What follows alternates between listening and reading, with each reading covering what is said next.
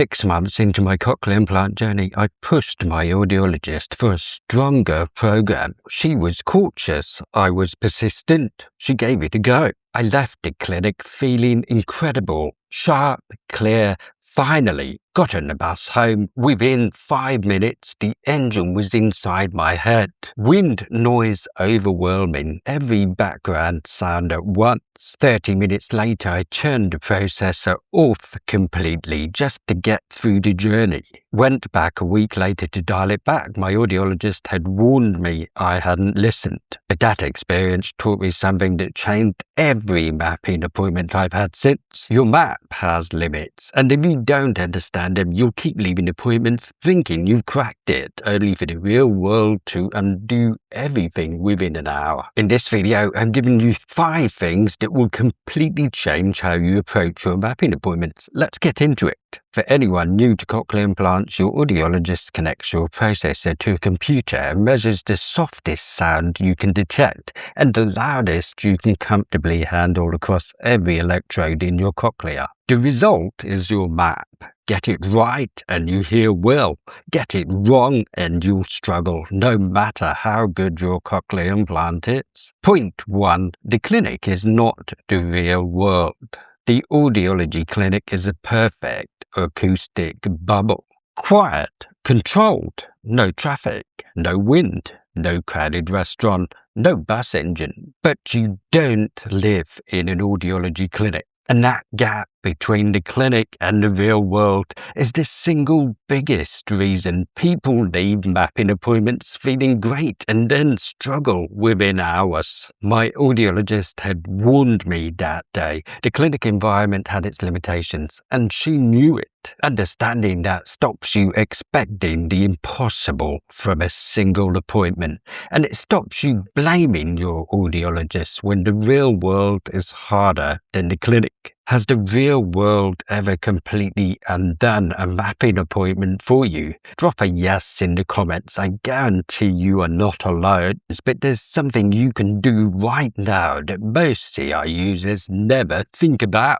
Point 2. Learn the language. Your audiologist cannot hear what you hear. They depend entirely on your ability to describe your experience. CI users sometimes walk in and say, "It sounds a bit off," or "I'm struggling a bit." That tells your audiologist almost nothing. There is a documented list of words CI users and audiologists have developed together. Tinny, robotic, chipmunk, too hissy, echoey, tunnel-like, ducks underwater. Every single one means something specific to a trained audiologist. They point directly to settings that can be adjusted. So try something like, speech sounds tinny in quiet, but gets echoey in busy environments. Now your audiologist has something real to work with. I did exactly this. Walked in, told my audiologist speech sounded echoey in busy environments. She adjusted one setting. The difference was noticeable immediately. The better your language, the better your map.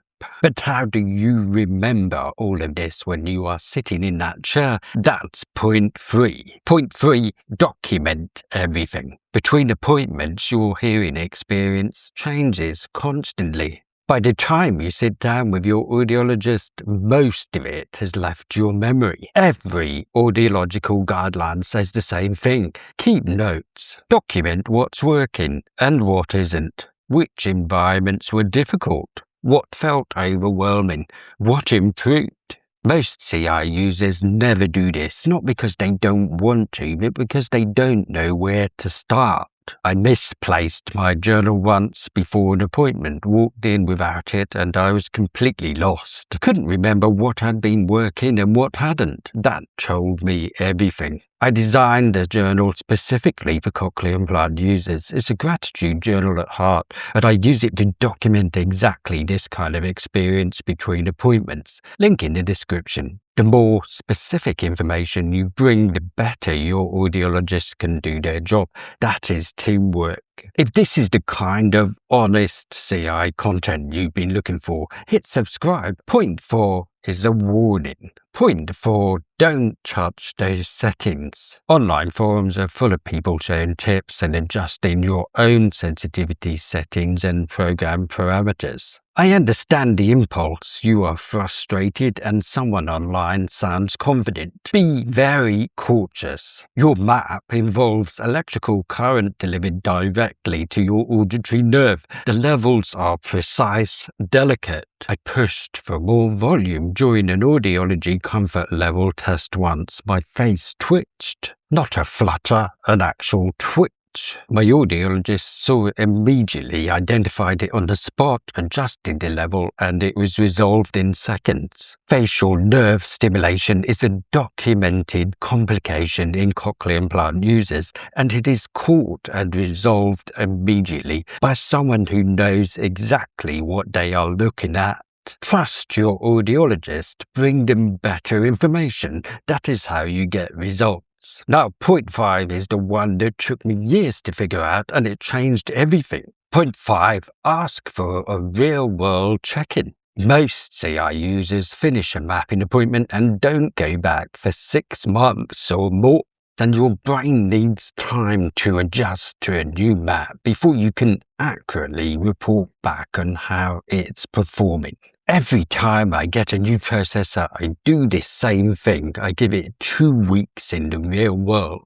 I note everything, what's working, what isn't, what environments are still difficult. And then I contact my audiologist with that real-world feedback, not a full appointment, just a quick update on what's working and what isn't. I do that between appointments for about a year until the map settles and it works. Most audiologists actively welcome this. A quick message with specific observations can make all the difference. And if your clinic offers remote mapping via smartphone, even better. Your audiologist can adjust your map while you are in your real world rather than a clinic bubble. That is the system working the way it should. Your audiologist cannot fully fix your cochlear implant, not because they aren't exceptional, but because the system has real limitations only you can help bridge. The clinic is not the real world. Learn the language, document your experience, respect the settings, ask for a real-world check-in. The CI users who hear best are the ones who build the strongest relationship with their audiologist. My hearing scores have improved over 24 years. That is not luck. That is what happens when you and your audiologist work as a team. There's a free guide and monthly newsletter link in the description.